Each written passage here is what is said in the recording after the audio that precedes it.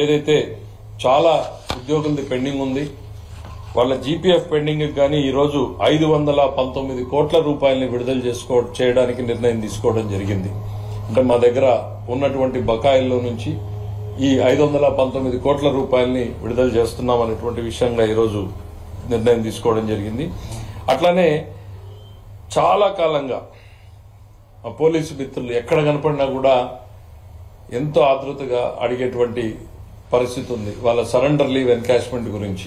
ఎందుకంటే ఎంతో కష్టపడేటువంటి ఫోర్స్ సెలవులను ఉపయోగించుకోకుండా ఆ సెలవుల్ని కూడా ప్రజల కోసం సమాజం కోసం ఉపయోగించుకునేటువంటి ఆ పోలీసు మిత్రులు ఆ లీవ్ ఎన్కాష్మెంట్ కూడా 2 బకాయిలు ఉండిపోయినటువంటి పరిస్థితి గతంలో మళ్లీ వచ్చినటువంటి కూడా కంటిన్యూ అవుతా ఉంటే ఈరోజు ఒక ఇన్స్టాల్మెంట్ విడుదల చేయాలి అనేటువంటి నిర్ణయాన్ని కూడా గౌరవ ముఖ్యమంత్రి గారు తీసుకోవడం జరిగింది.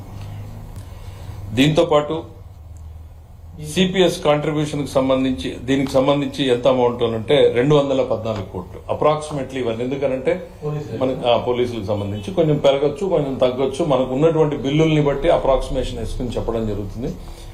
సో అట్లానే 14 సిపిఎస్ కు సంబంధించి దాదాపు సిపిఎస్ కాంట్రిబ్యూషన్ ని ఈరోజు 300 కోట్ల రూపాయలని ఇవాళ విడుదల చేయడం జరుగుతూ ఉంది. దానికి కూడా నిర్ణయం తీసుకోవడం జరిగింది. 300 కోట్ల రూపాయలు.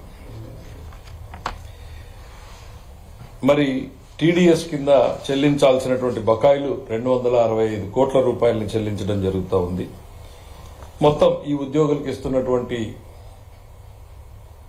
జీపీఎఫ్ కానీ సరెండర్ లీవులు కానీ లేకపోతే సిపిఎస్ కానీ ఇవన్నీ కలిపి ఒక దాదాపు 1300 కోట్ల రూపాయలని విడుదల చేయడం జరుగుతూ ఉంది.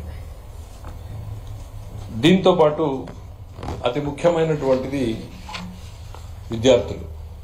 ఈ ప్రభుత్వం మీద ఎంతో నమ్మకాన్ని పెట్టుకున్నటువంటి వర్గం. లోకేష్ బాబు గారు పాదయాత్ర చేస్తూ యువగళం పాదయాత్రలో ఆయన ఇచ్చినటువంటి ప్రతి హామీని కూడా నిలబెట్టుకునేటువంటి దిశగా ఈ ప్రభుత్వం ముందుకు సాగుతూ ఉంది.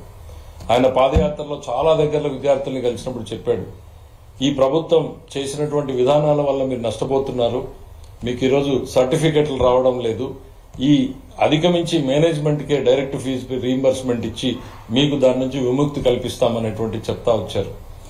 చాలా పెద్ద మొత్తంలో బకాయిలు ఉన్నాయి. అయినా దానికి గాను ఒక విషయంలో మాత్రం లోకేష్ బాబు గారిని చూసి వాళ్ళ మంత్రివర్గ సహచరులు కొంత భయపడాల్సినటువంటి పరిస్థితి ఉంది. ఆయన చేజ్ చేసడంలో విపరీతంగా చేజ్ చేస్తున్నాడు. మాకు గుడ్ మార్నింగ్ మెసేజ్ రాదు ఆర్థిక శాఖ మంత్రిగా. నాకు ఆయన ఆ మంత్ లో ఆ వీక్ లో ఏం టార్గెట్ పెట్టుకుంటాడో దాని మీదనే పెడతాడన్నా మా ఫీజు రీయింబర్స్మెంట్ బకాయిలు ఉన్నాయి మీరు ఎప్పుడు ఇస్తున్నారు అనేటువంటిది. నిజంగానే ఆయన ఒత్తిడికి ఈరోజు అంటే మా అందరికి కూడా బాధ ఉంది. మా అందరం కూడా పిల్లలు ఎంత సఫర్ అయ్యారు, మేమందరం కూడా క్షేత్రస్థాయిలో ఉన్నాం. కానీ ఒక బాధ్యతాయుతమైనటువంటి మంత్రిగా అటు పాదయాత్రలో ఆయన చేసినటువంటి ప్రామిస్ అవన్నింటిని దృష్టిలో పెట్టుకుని ఈరోజు దాదాపు దానికి సంబంధించి 788 కోట్ల రూపాయలని రిలీజ్ చేయడం జరుగుతుంది. దాదాపు 6.5 లక్షల మంది విద్యార్థులకు ఇది ఉపయోగపడుతుంది.